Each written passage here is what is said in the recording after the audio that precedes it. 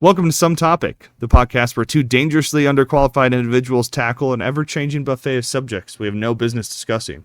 From global politics to ghost squirrels, nothing is off limits, and nothing is properly researched. We are your hosts, two voices with microphones, a Wi-Fi connection, and just enough confidence to sound like we know what we're talking about. Spoiler, we don't.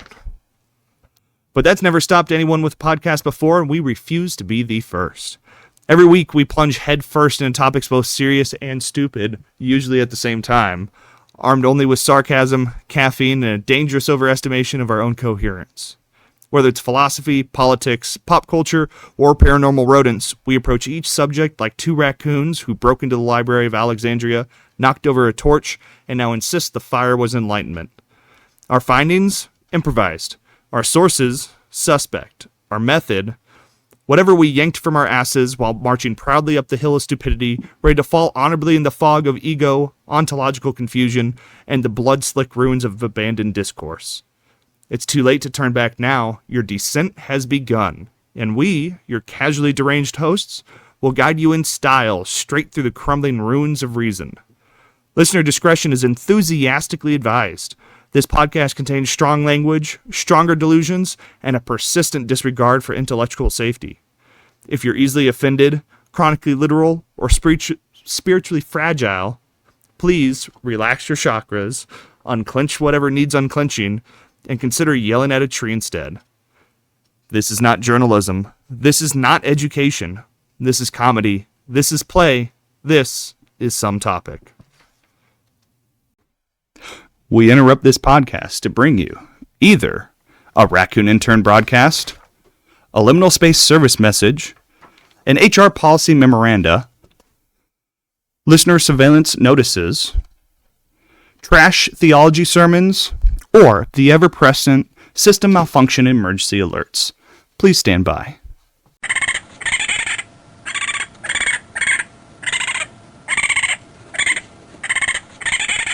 Trash Theology Sermon 3. The bin giveth and the bin taketh away, usually depending on pickup day.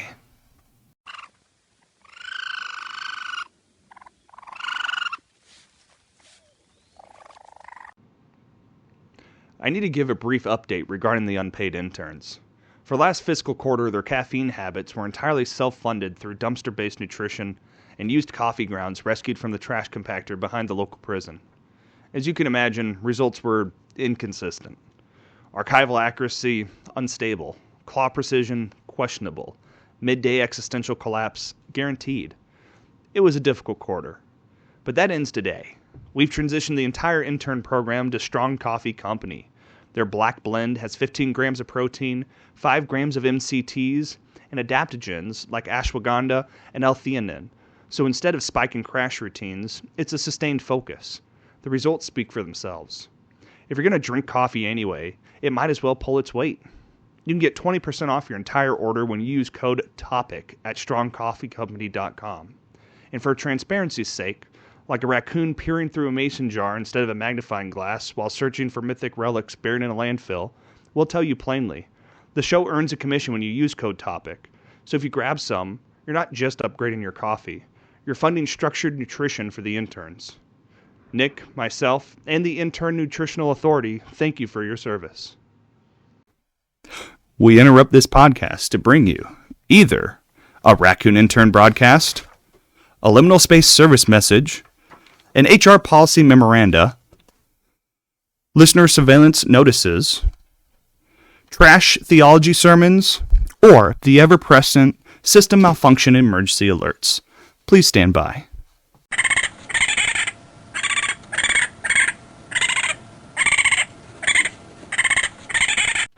Trash Theology Sermon 1. In the beginning, the trash was without form and void, but raccoons saw that it could be organized.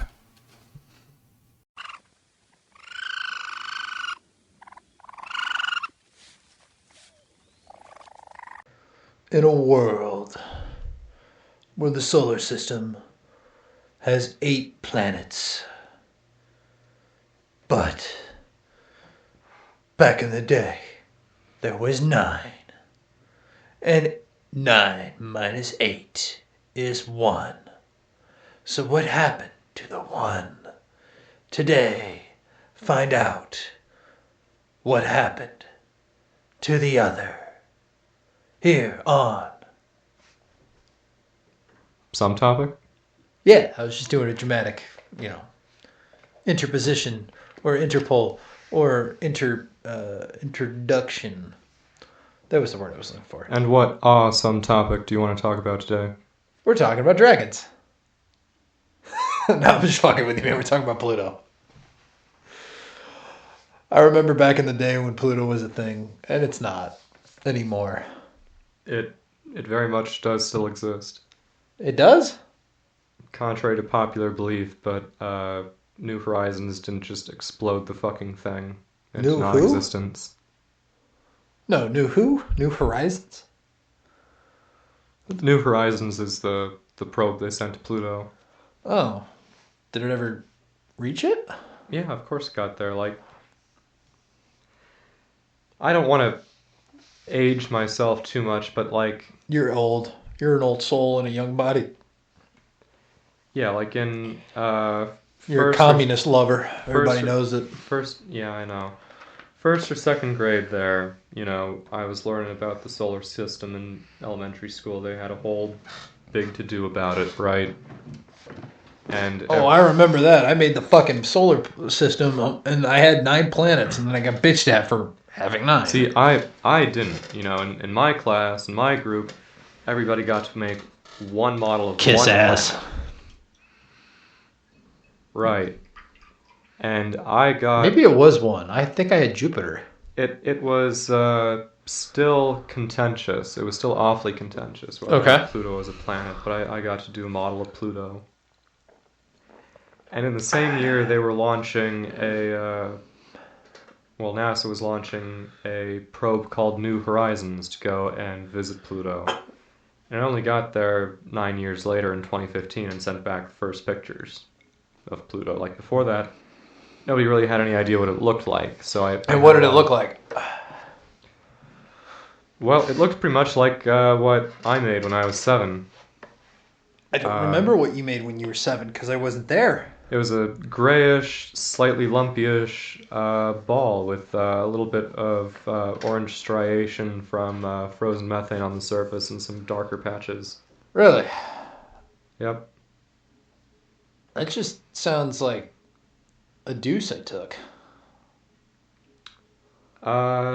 You could argue it's more like not diarrhea, but a whole bunch of smaller units of shit spread out. So how big is this ball of shit? New Horizons did find out that it has a large smooth patch of ice, sort of in the shape of a heart, which people thought was... Have a heart, make Pluto a endearing. planet 2026. Right, we finally got to Pluto, and it's got a heart on it. It still loves us. Well, it looks like half of a heart if you fucking squint. So if you squint, I'm pretty sure nudge, the orange from the methane is like have a heart, not make real Pluto coloring, a planet like, again, it's 2026. I don't know. Even back in 06, when I made the fucking project, everybody knew that there was all these other Kuiper Belt objects, all these other trans-Neptunian objects getting discovered all the time. Trans-Neptunian, what do you mean by that? Like everything's Trans-Neptunian? Yeah, it's all from Neptune? It means it's beyond Neptune. Ah. But even then, they knew that Pluto was a little bit of an oddball. I had its giant moon, Charon, or Charon. What did the new Percy Jackson season 2 say? I think it said Charon. I think it was Charon. I think it was a hard CH. I think that's how it's supposed to be in Charon? Greek and stuff. I'm pretty sure in Greek and stuff it's a hard CH. We can look it up later. We'll have the raccoons fact check it. Sorry, the interns, my bad. Yeah, luckily the aliens most left the raccoons in the dumpster where they belong. Yeah, Sam's still MIA somewhere in the abyss past Pluto.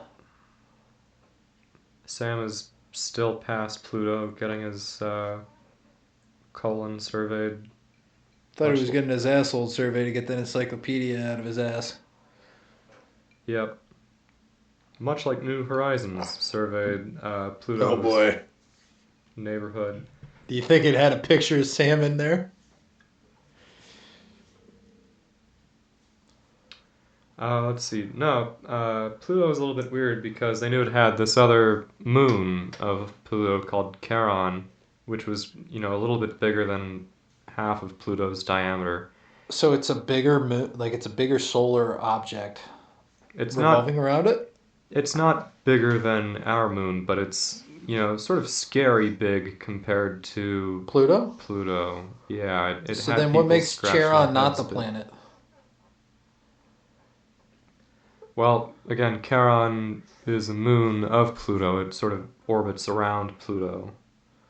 Okay, so I guess here's my dumb question. And Isn't the bigger object supposed to revolve around the smaller object's supposed to revolve around the bigger object? yes, So then how the fuck does that work with Pluto? If Pluto is smaller than the moon that it has. Pluto is smaller than Charon. Pluto is 1 Pluto big.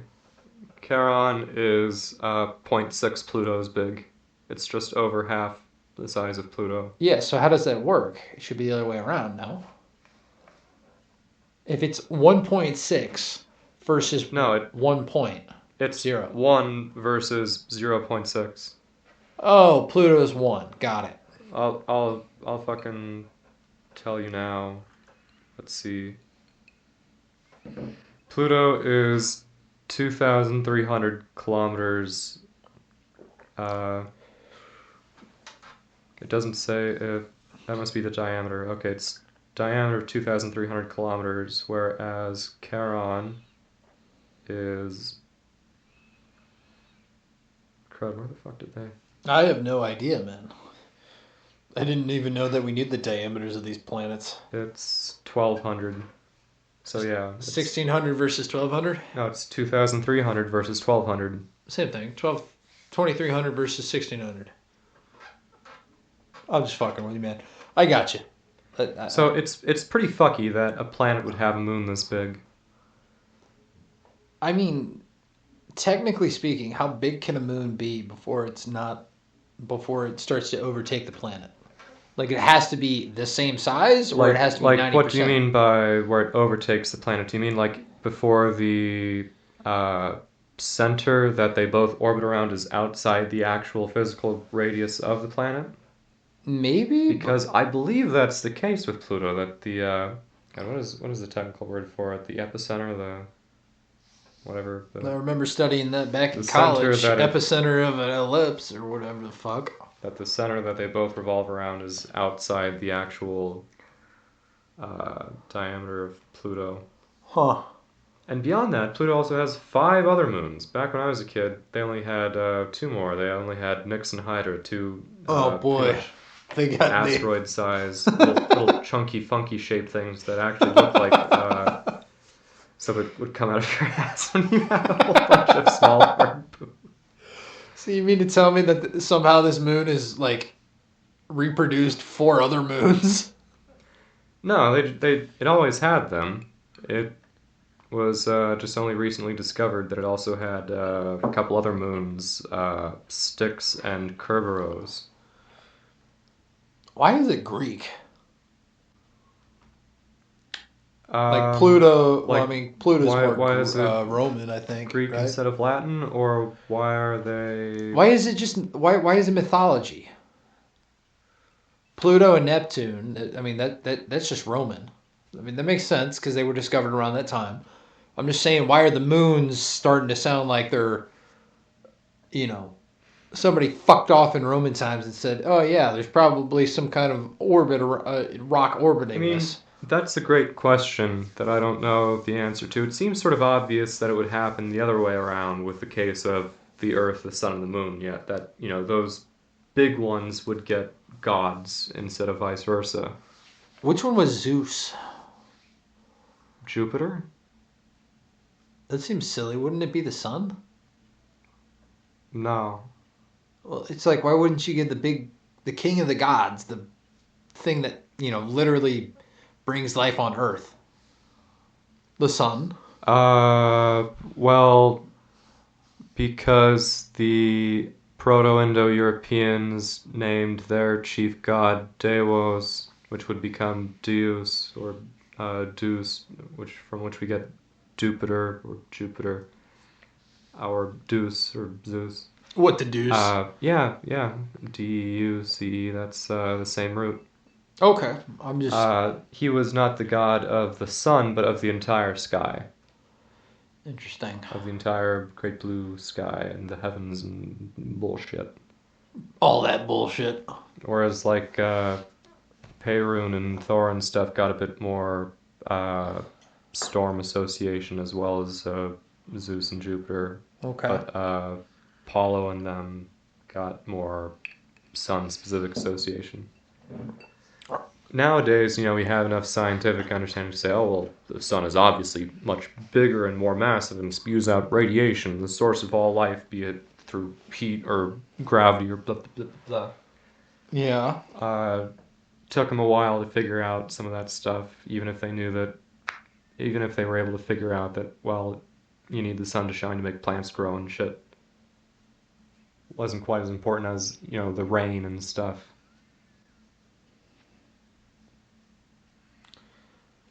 I'm just still trying to figure out on how such a... we claim in today's modern age to have such a grasp on complex ideas, and we use all these fanciful tools, and you know what I'm saying, like, oh yeah, dark matter and time and relativity and all this bullshit, and then you dark get these... matter is a pretty bad example of shit we know everything about. Well, okay, we know that it's there because it's the absence of something there. My point here is that the Romans, the Greeks, the old people back in the day came in with a telescope, or, oh my god, here is this glass, here is this other glass, here is this nice little tube. Well, they didn't get that until the Renaissance, till the 1500s. My point is that they did it during the Renaissance, and it was this explosion of information of them just looking up in the stars, or you get a microscope and it's like the exact opposite of a telescope, and you're magnifying what's below you versus up on top of you, and it's just, it blows me the fuck away. What is your point? Something science? Basically, how the fuck did somebody from back in the day, without all the technology we have today, get to the point where they're like, hey, Lamau, look, there's a whatever planet they've discovered all the way in the solar system. There's a star that fucking moves. Holy shit. Holy shit.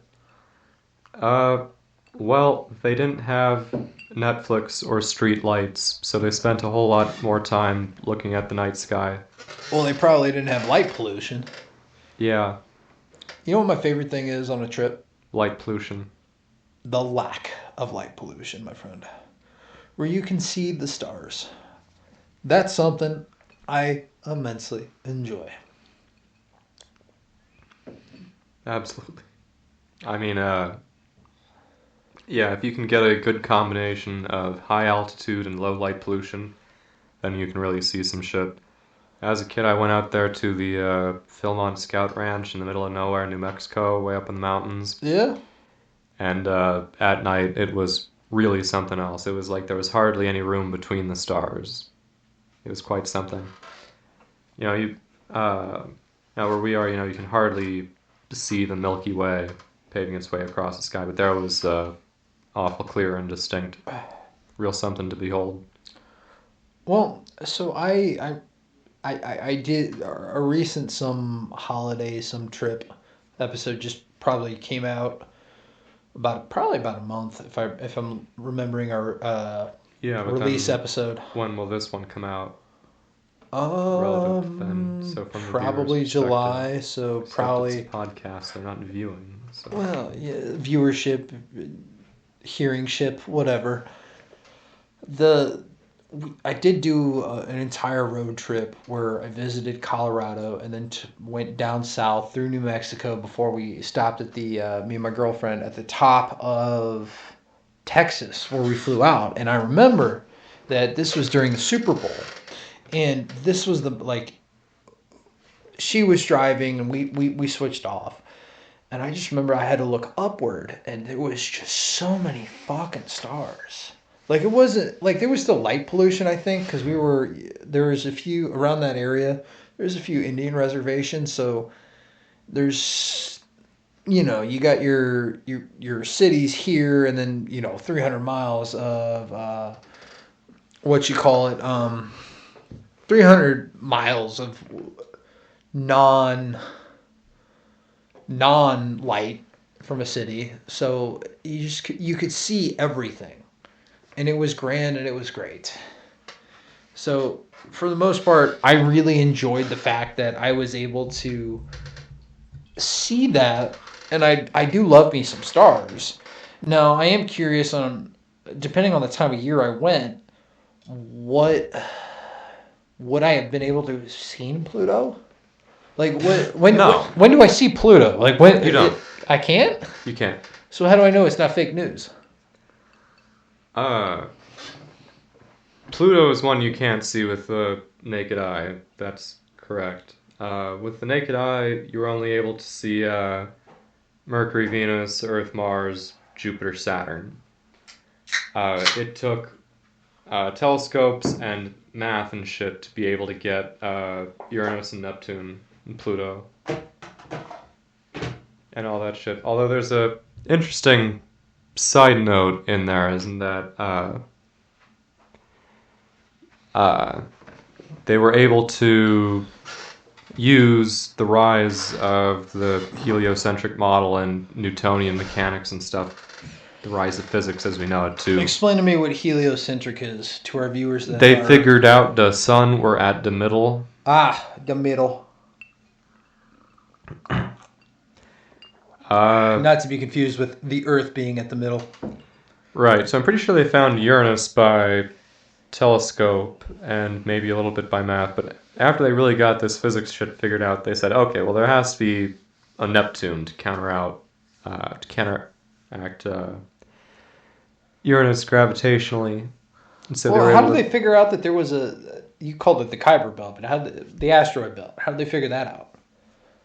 They just once you got bunch of rocks? Telescope, yeah, people were able to see further out into space, and also to see stuff that was smaller in space, to see previously unknown asteroids as well as the moons of Jupiter. And it was looking at these asteroids and charting their movements, that they first found Ceres. Ceres? Yeah, that's right. The what? They found a little round world in between Jupiter and Mars. Okay, good for them. Good for them. What the fuck is a Ceres? It was much the same way that the ancients found Mars and Jupiter. They looked at the sky one day and looked at another and saw that there was a light that had moved. Okay. But everyone was super jazzed that they found Ceres, the small little planet that they'd missed before, that was invisible to the naked eye, but they found it with a telescope. The only problem was they found another one. And there's another floating rock out there. And they found another one after that. Okay. And a whole bunch more. What they figured out was that there was a whole bunch of shit in between Jupiter and Mars. And the asteroid belt came to be. Well, okay, let me ask you this. What is it with our fascination about space? Like, did you recently hear about the Artemis 2? They're going to do what Tom Hanks already did, which is fly around the moon and come back to Earth. Like, why we got to do it again? You literally nigger-rigged everything together to slingshot your way around the moon. Why do you have to do it professionally this time? Get me to Mars already. What the fuck? Well, first of all, I don't condone non-advertiser-friendly language, but second of all... Today's sponsor, Tom Hanks. Don't get me fucking started. On what? On NASA's manned spaceflight plans beyond the shuttle. What are you talking about? They're already doing it. I'm going to crawl across this table and beat you to fucking death. What? They've been planning With what? ever since the shuttle ended, and the shuttle was a fucking Christ. Fucking Christ has nothing to do with it. What's your beef? The shuttle was an abortion of a project. All right. What abortion? They never should have Explain made to me the what space you were shuttle, trying to all right? say.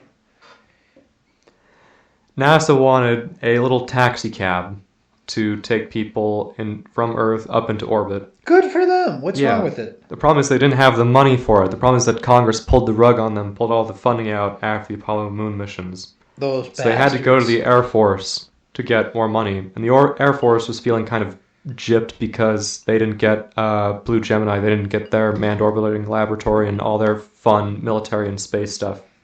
So they said, fine, we'll throw in with NASA for a new launch vehicle. But now it means that NASA's new man in space launch vehicle has to be big enough to carry a spy satellite into orbit. And back then, spy satellites weren't, tiny little electronic things.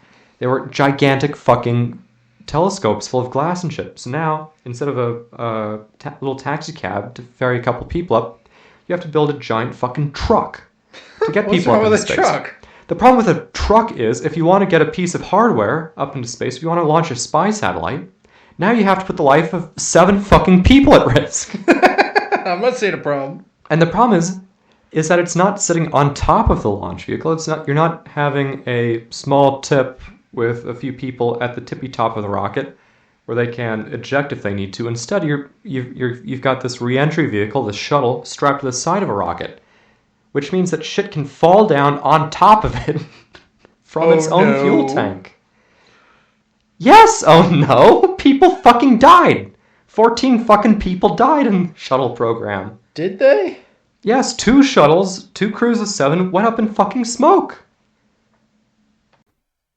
We interrupt this podcast to bring you either a Raccoon Intern broadcast, a liminal space service message, an HR policy memoranda, listener surveillance notices, trash theology sermons, or the ever-present system malfunction emergency alerts. Please stand by.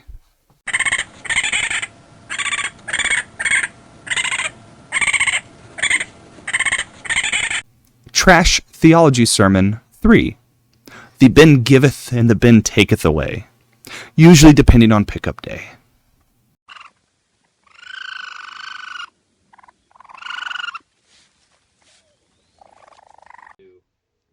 I need to address a structural issue within the intern nutritional program. We refined caffeine protocols, we've implemented recovery measures, but one variable remained unstable: baseline nutrition. You can't build sustained performance on coffee and regret alone. You can optimize spikes, you can mitigate crashes, but if the system is depleted, you mistake stimulants for sustenance. Performance wasn't just chaotic, it was inconsistent. That's when we introduced Zevolife. It's a patented microalgae designed to support steady energy, digestion, and overall vitality, helping your system operate consistently instead of constantly compensating. Packed with essential amino acids, vitamins A, B12, E, and K, antioxidants, minerals, and bioactive compounds, all within a single teaspoon. It's not stimulation, it's foundation. We added it to the intern's daily allocation, and the Intern Nutritional Authority has adopted it into long-term protocols. You get 30% off your entire order when you use code TOPIC at zevo.life. And for transparency's sake, like a raccoon gazing into the future through a rearview mirror, we'll tell you plainly, the show earns a commission when you use code TOPIC. So you're not just upgrading your nutrition, you're reinforcing the structure that carries you through life's impacts. Nick, myself, and the Intern Nutritional Authority thank you for investing in the long game. We interrupt this podcast to bring you either a Raccoon Intern broadcast, a liminal space service message, an HR policy memoranda, listener surveillance notices, trash theology sermons, or the ever-present system malfunction emergency alerts. Please stand by.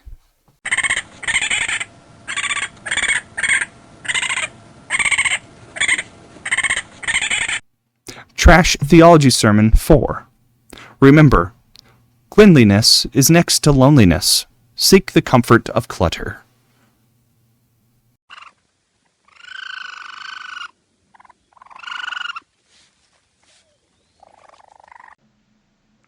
So 5 people died. 4 people wounded. 3 people comatose. 2 people in the legislation chair signing off on it. And 1 president saying, yeah, baby, space race. Why do I care?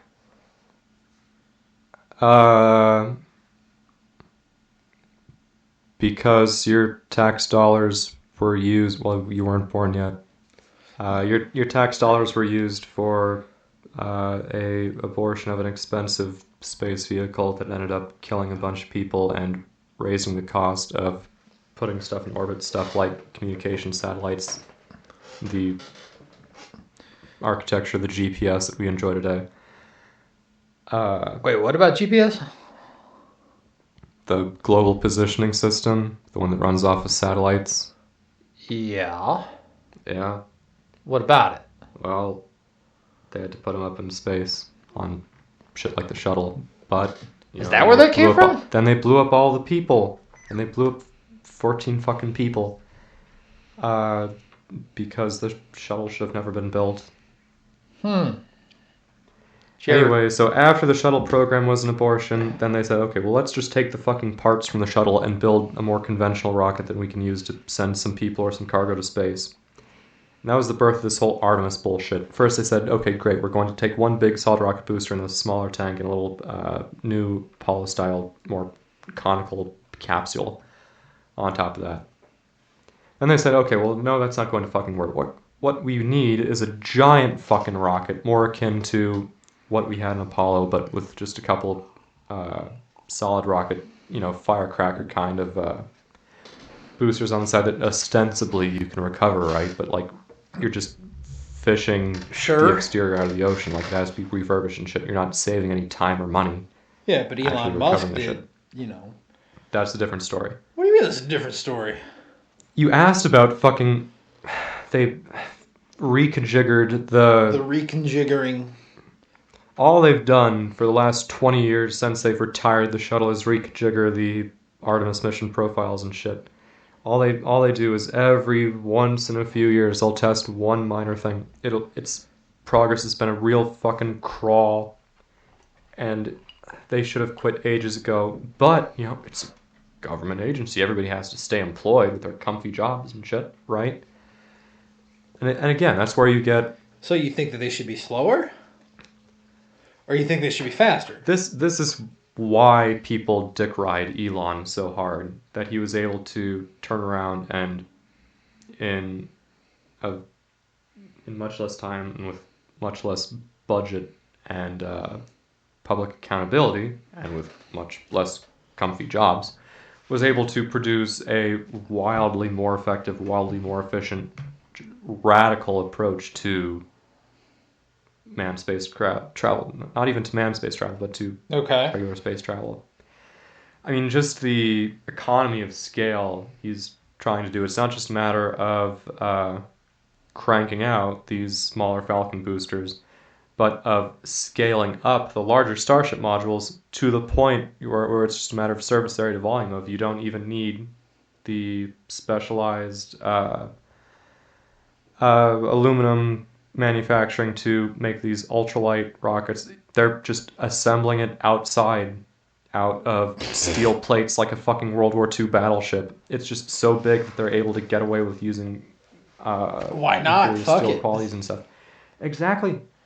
And it's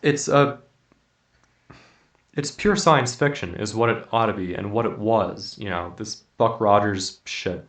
This idea that you would just be able to land a rocket backwards, They've done it, though. Yeah, but it took 21st century computing to be able to do it. Anytime they've tried... The math was there, though. Did you ever watch Young Sheldon?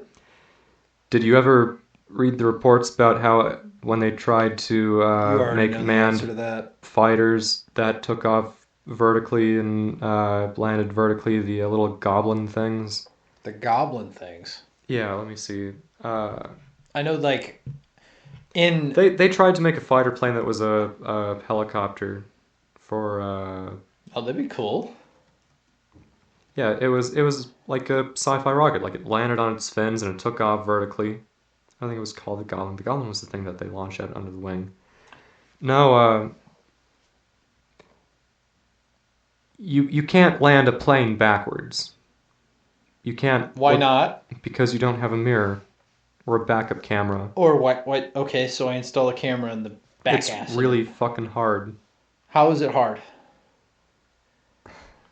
I put a nice Peloton fucking build right in the middle of this goddamn plane. Or rocket ship. And there I am pedaling my ass off. And there it is, the fucking iPad. Because rockets don't like to throttle. Oh, that's... Rockets like to be full on or full off. Well, that's its own fucking problem. I'll put 3 in the back, 1 in the front. Why doesn't that work? Apparently it fucking does. Oh, apparently there you fucking go. Nobody thought it should be able to work. Nobody thought it would work, but somehow fucking SpaceX I fucking has thought managed it to would do work, and I'm not SpaceX, and I didn't even know anything about SpaceX. There you go. I'm a genius, and I know it. I had pure belief. Sometimes that's all you need, Bert. I am not the guy to jump up and down and say, privatize everything, you know?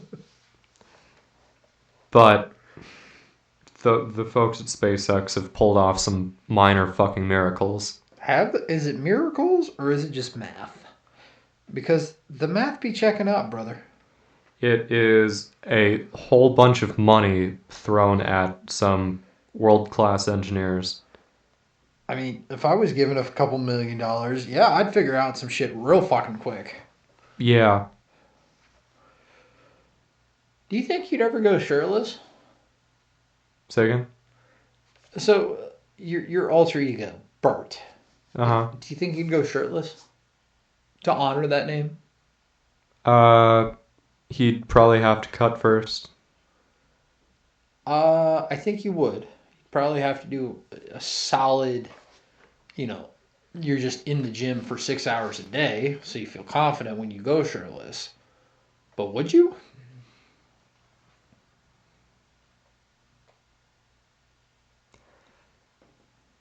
I think the application of sunscreen to prevent melanomas later in life is very important. Okay, but would you go shirtless for the podcast? Okay. And then would you do the whole Bert Kreischer bit? Like, would you commit to it? Oh. Did you not know where I was going with this? No, I forgot about Bert Kreischer. Well, would you or no? I would need more beer to feel more confident and to fill out my belly. You would need more beer if we actually drank. Got it. Well, I think we can make that happen. I feel like you would be a solid Bert Kreischer impersonator. You got the look. Thanks, bud. Hippie, I don't give a fuck look. And you got the humor. Yeah, it's more like your own brand. But you're welcome. We just gotta get you fatter, buddy. You can't look like a Greek god. Like, fuck you. Stop hitting the gym. Stop looking good. So the past 20 years of the Artemis program by NASA have been a fucking scam on the American taxpayer because they're going to produce no results. They've got no mission profile beyond loop-de-loop around the moon, which they did in 1967. This is a great episode for the controversy corner, and we don't need to necessarily get into it. This isn't even a controversy. This isn't even a conspiracy. This is just fucking fact. All right. This is one case. This is just this is one some case. topic. The private company ran one out. All right. Over the American government. Pluto's not a planet. They found a whole bunch. It's a whole fucking belt. Fuck your feelings. Fuck your feelings. We don't care for the planets. Neil deGrasse Tyson, black science man, is an asshat on Twitter or X or whatever the fuck Elon calls it. But I'm okay giving him a pass because that's what Twitter is for. It's for being an asshat in public. It's for being a pedantic Why is it called asshole. X? Because branding is very important. It was already called SpaceX. Oh, so they just dropped space and said, fuck it, it's on planet Earth, so Earth X is out of the question, so let's call it X? I don't fucking know. Do you know anything? Just because he's able to sit on top of and throw money at a rocket program doesn't mean I like the way that he runs Twitter. I like to tweet my stuff, don't you? Just because his employees produced a fucking miracle of a rocket program doesn't mean he can't lose money on Twitter. Well, that's how he makes his money. SpaceX. I don't think they make any money either. How are they still in business? Because they've got money to throw at it. Where's the money come from? Loans. I'd like a small loan of whatever the fucking national debt is. Thank you very much. LMFAO. My name is Elon Musk. Borrowing against the stock of your own company when you spend the money to improve the company, to pay back the loan. I'm already fucking confused. Something, vicious circle. So I bet against my company to have a negative effect. To only go and say, wow, I'm the richest man on earth. Fuck you, Bezos. You had a divorce. See, unlike GameStop, they're actually going to the moon. So. I think they should go to Pluto. What else can you tell me about this famed... Apparently it takes 9 years to get there if the orbit of all the fucking stars is aligned. When the fuck do I have to leave Earth to go see Pluto?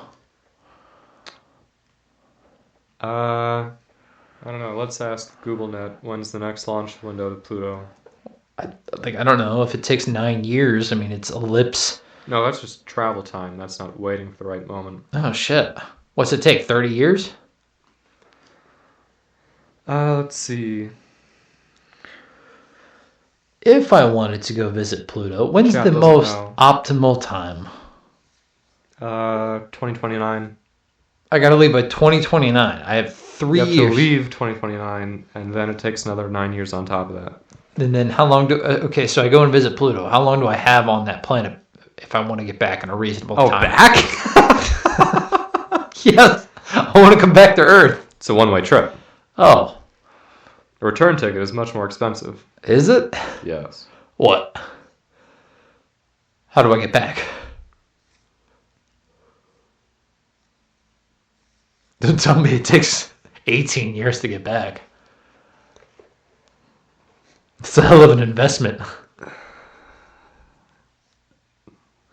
It may take less than 9 years, but it's going to take a whole lot more money to send that much gas out with you. Well, couldn't I use the gas from one of the gas giants? Not without slowing down. Okay, what if I was to keep the same pace, but I just kept floating or flying or whatever the fuck? I was accelerating past the gas giants. I couldn't just take like a nice big fucking meaty chunk of Jupiter with me? Or like plan ahead where I had like a nice star station right there in Jupiter that was sucking up all the methane and then just launched a nice canister at the same trajectory as me? I feel like we have options, as long as we plan accordingly. They've thought about something similar, about that empty space should have some degree of not emptiness, that there should be The degree of emptiness should not be empty. that there should be a few stray ionized hydrogen atoms floating out in empty space. Okay. So if you had a spaceship, you should just be able to magnet them in to your ship and then That'd be use it interesting. as exhaust, Okay. as reaction mass. Hmm.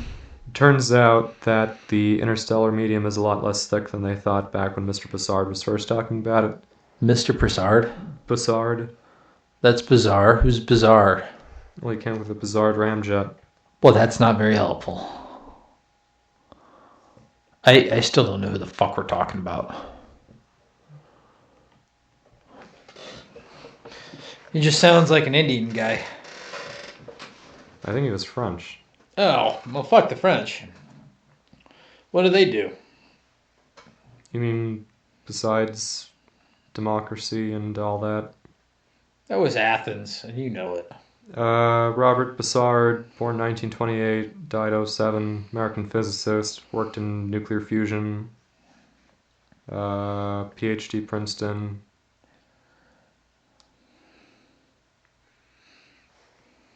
Worked at the Atomic Energy Commission.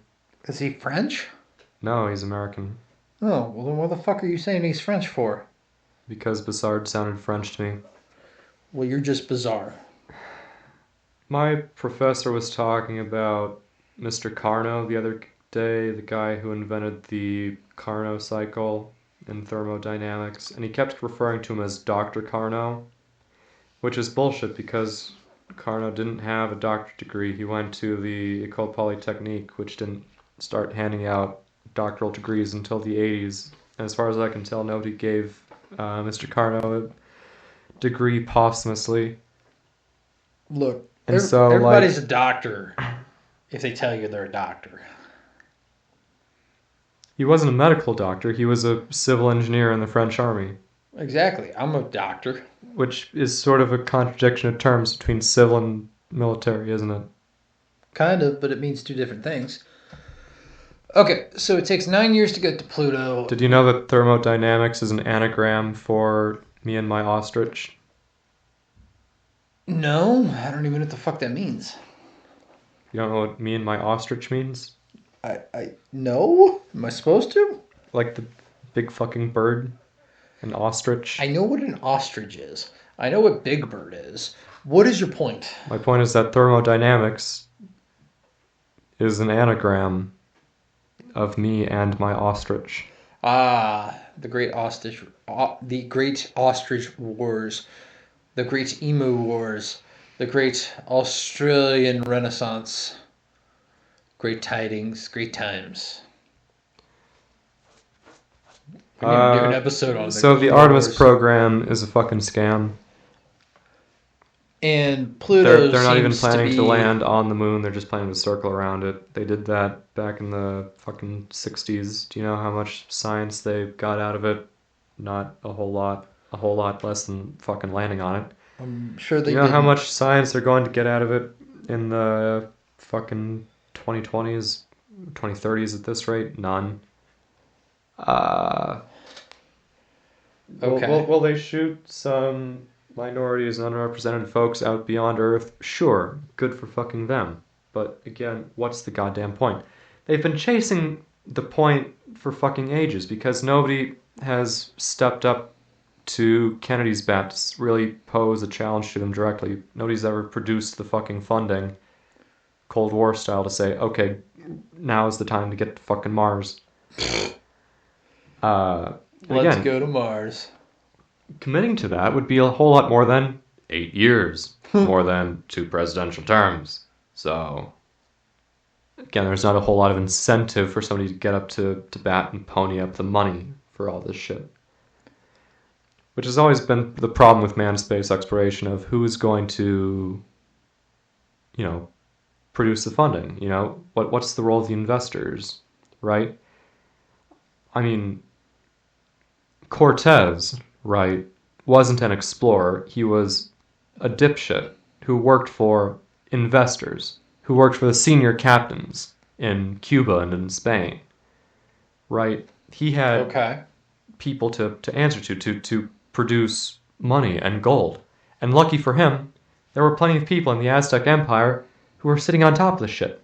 There's no built-up cities of tax codes and gold and shit waiting on Mars to pilfer and plunder for profit for the investors. Right? There's no incentive. There's no incentive to go back to the moon. Until the planet's dying, we need a fucking secondary planet to make sure that our offsprings go to. But, Exactly. That's a problem for post-global warming and post-apocalypse. Yeah, so Pluto isn't a planet. I'm sorry, but Black Science Man was right on this one.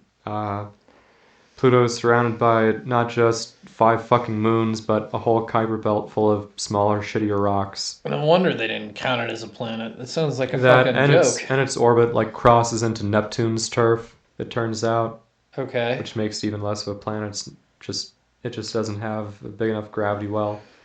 It's not that it's not large enough diameter to be a planet. It's that it doesn't have the gravity and it has too many other neighbors just like itself. Interesting. You know, we're not going to sit there in science class and make kids memorize 2,000 fucking Kuiper Belt objects out there in the belt. They could.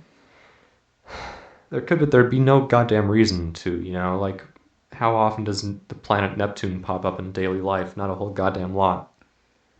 That's a good point. The same fucking thing would have happened like it had in the 1800s with Ceres and the regular asteroid belt, except that we went a few fucking decades lapse between the discovery of Pluto and the discovery of the Kuiper Belt, and now everybody got emotionally attached to Pluto.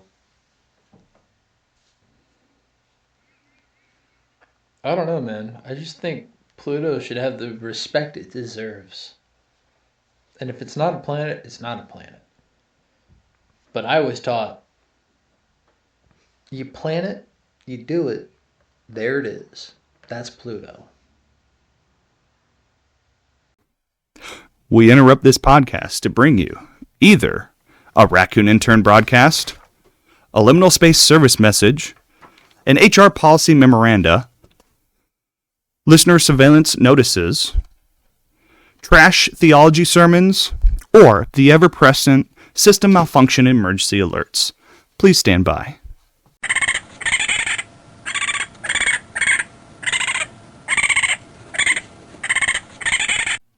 Trash Theology Sermon 2. Verily I say unto thee, one's worth is not in what they throw away, but what they are willing to dive back in for.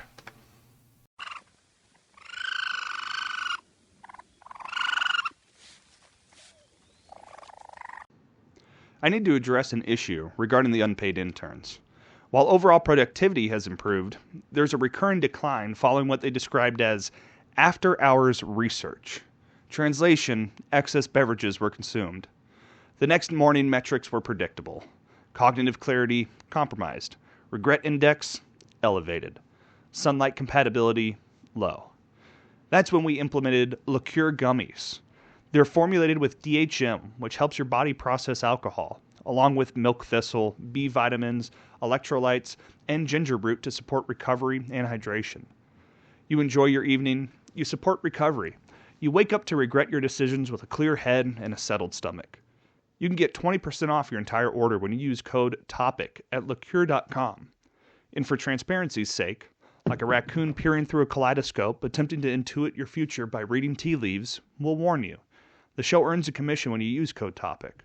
So you're not just protecting tomorrow, you're supporting the continued operational stability of the interns. Nick, myself, and the Intern Nutritional Authority, thank you for your patronage.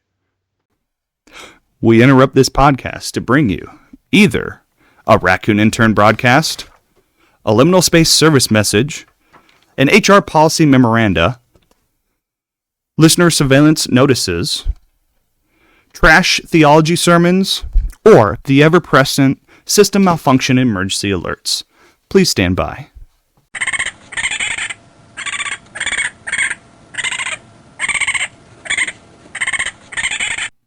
Trash Theology Sermon 4. Remember, cleanliness is next to loneliness. Seek the comfort of clutter.